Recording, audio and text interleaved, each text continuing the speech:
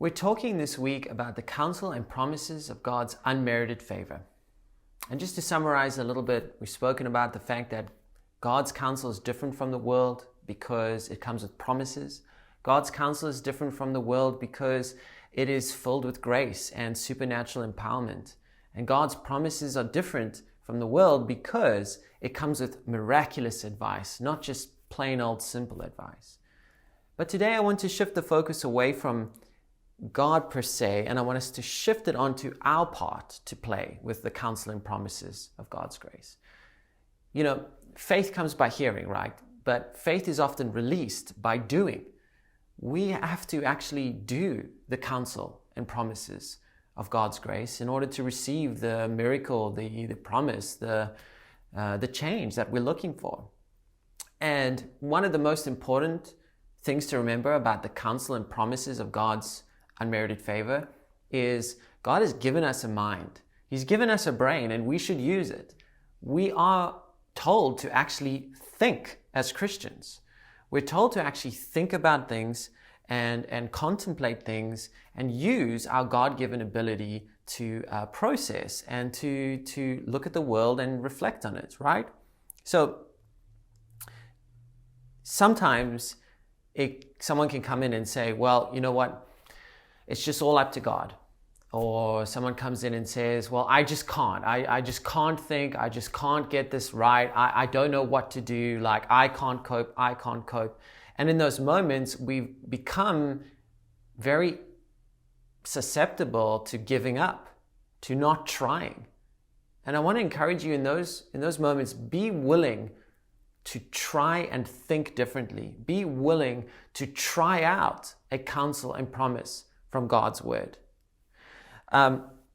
Sometimes we feel like our faith has to be really big, and we have to be at a great state of faith before we can get God's counsel and promises to work.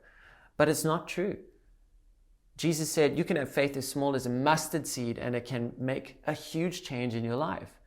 So here's a mustard seed step with the counsel and promises of God. Start to think about things that are positive, things that are good, things that are worthy of praise. You know, the Apostle Paul says it like this in Philippians 4:8. Brothers, whatever is true, whatever is honorable, whatever is just, whatever is pure, lovely, commendable, excellent, if there's anything worthy of praise, think about these things. We need to think about these things. Take some time to actually think about what is pure, lovely, excellent in your life. Notice it doesn't say pray about these things or confess these things. It says think about these things. That's a very small step.